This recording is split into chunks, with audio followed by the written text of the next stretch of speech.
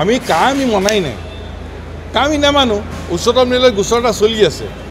জোৰ জবজ কৰি পেলাই তেওঁলোকৰ হাতৰ সংখ্যা আছে কাৰণে আইন এখন সংসদত পাছ কৰি আমাৰ ওপৰত জাপি দিব আমি মানি ল'ব লাগিব নামানো আমি এতিয়া কোনোবাই কয় যে কাৰ জৰিয়তে নগণ্য মানুহ আছে ইয়াত যে আমাৰ প্ৰশ্নটো হ'ল যদি নগণ্য মানুহ আছে তেতিয়াহ'লে কাখনৰ অসমৰ উত্তৰাঞ্চলত প্ৰয়োজনেই নাই আৰু যদি নগণ্য মানুহ আছে তেতিয়াহ'লে অসমৰ মাননীয় মুখ্যমন্ত্ৰী নেতৃত্বাধীন অসম চৰকাৰখনে প্ৰধানমন্ত্ৰী নৰেন্দ্ৰ মোদী ডাঙৰীয়াক গৃহমন্ত্ৰী অমিত শ্বাহ ডাঙৰীয়াৰ লগত কথা বতৰা পাতি এই অসমৰ উত্তৰাঞ্চলৰ নগণ্য মানুহখিনি গুজৰাটত গতাই দিবলৈ ক'লেই হ'ল কাৰ জৰিয়তে নাগৰিকত্ব অবৈধ বাংলাদেশীক নাগৰিকত্ব দিব বিচৰা কাৰ্যটোৱে অসম আন্দোলনৰ জাতীয় শ্বহীদসকলৰ প্ৰতি চূড়ান্ত অপমান আৰু কা আন্দোলনৰ ৫গৰাকী শ্বহীদৰ প্ৰতি চূড়ান্ত অপমান আমি মনাই নাই আমি নামানো উচ্চতম ন্যায়ালয়ত গোচৰ এটা চলি আছে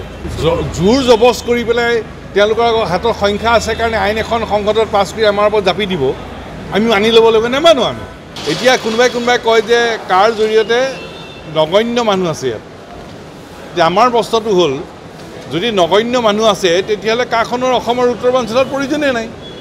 আৰু যদি নগণ্য মানুহ আছে তেতিয়াহ'লে অসমৰ মাননীয় মুখ্যমন্ত্ৰী নেতৃত্বাধীন অসম চৰকাৰখনে প্ৰধানমন্ত্ৰী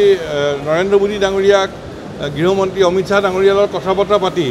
এই অসমৰ উত্তৰাঞ্চলৰ নগণ্য মানুহখিনি গুজৰাটত গতাই দিবলৈ ক'লেই হ'ল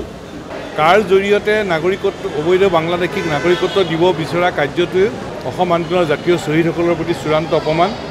আৰু কা আন্দোলনৰ ৫গৰাকী শ্বহীদৰ প্ৰতি চূড়ান্ত অপমান